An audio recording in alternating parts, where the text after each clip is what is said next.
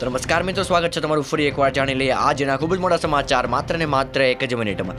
કેજરીવાલ તિહાર જેલથી બહાર આવ્યા છે. કહ્યું કે સુપ્રીમ કોર્ટનો આભાર. કાલે 1 વાગે પ્રેસ કોન્ફરન્સ કરીશું. જ્યાં મિત્રો કેજરીવાલના આગળના સમાચાર જોઈએ તો તેમને ઓફિસ જવાની પરવાનગી મળી નથી. કોઈ પણ ફાઇલ પર તે સહી નહીં કરી શકે.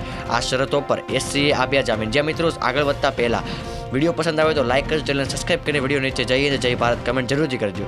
ભારે પવન સાથે અડધા ગુજરાતમાં કમોસમી વરસાદની આગાહી છે. જ્યાં મિત્રો હવામાન વિભાગે કર્યા છે ખૂબ મોટો અમારા બોમ્બ હથિયારોથી નિર્દોષ માર્યા ગયા છે. અમેરિકાએ આ વાત સ્વીકારી છે. ઇઝરાયલ અંગે લીધો છે ખૂબ મોટો નિર્ણય.